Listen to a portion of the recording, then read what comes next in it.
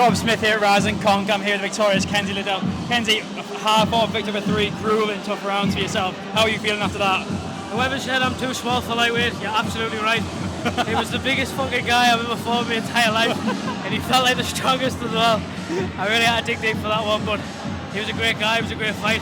That's the kind of experience I want, that's what we're here for. That's the main thing we talked about in our pre-fight interview, mate. You were saying how you'll fight anyone, it doesn't matter, it's amateur. You guys people duck you and you're thinking, why? It's amateur, you'll fight anyone. It's all about getting the experience. And you just handed him his first defeat of his career. Three very hard rounds. Unbelievable experience, like you say. Was that what you really wanted to get that 3 rounds in? I mean, I'm happy with however the fight goes. Yeah. Obviously, the win is definitely the best way forward. Of course, mate. Of course, when you're happy to fight anybody, anywhere, anytime, you can't always be too picky. But that's the experience you want. You're an amateur at the end of the day. Yeah. It's all going to reset anyway, so you might as well just get it while it's there. And you mentioned there about being too small for lightweight. So are you looking to drop down a weight class next? I'm supposed to be a featherweight, but I couldn't get matched at featherweight, so we have to move about so much.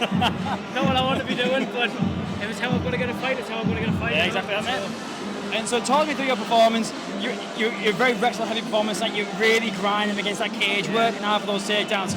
At some points he was really working hard. He was defending takedowns very well, but you stuck at it. Like I said, 3 hard-fought rounds, mate. You look like a very tired, but I was knackered watching it. I can only imagine how you feel right now. Was the game plan to come in and use your wrestling tonight? To be honest, I've had 2 separate game plans. I've got two coaches. One hand head coach Fish was saying you're going to have to be on his chest, you're going to wrestle him. That's the kind of thing we're going to do with all people most of the time anyway. Yep. And on the other hand, I had my dad, who's also one of my coaches, one of my head coaches. He wanted us to kind of try and stay on the outside a little bit more. Stay on his chest, get a couple of shots off, then move around. Because we knew he was going to be wrestling heavy, you know what I mean? But like I say, I'm happy to do whatever, wherever. If somebody wants to wrestle, I'll wrestle, I'm more than capable. If somebody wants to strike, I'll strike, I'm more than capable, you know what I mean? He wasn't giving us a chance to strike, so let's wrestle, see where we ended up. And if you've got to graph for it, you've got to graph for it. That's it, mate. And so, I think a lot of people had it one-on-one going into the 3rd round. Yeah, definitely. As you're facing him off in that 3rd round, what's going through your mind? What are you telling yourself going into the 3rd?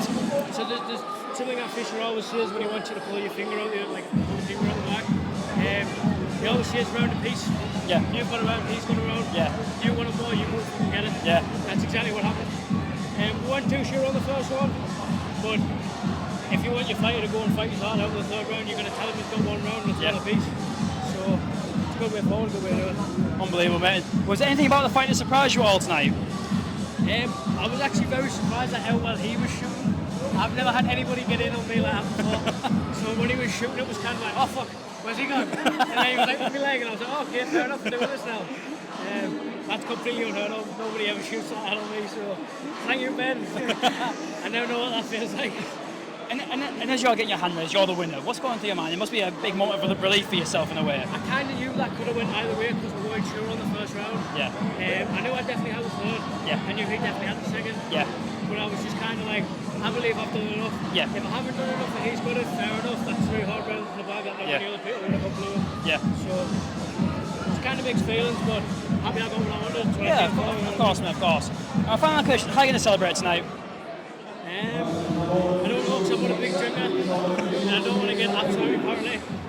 But there is a lot of nice food with my name on in my bag in the changing room. So, I'll let you go with that, mate. Congrats.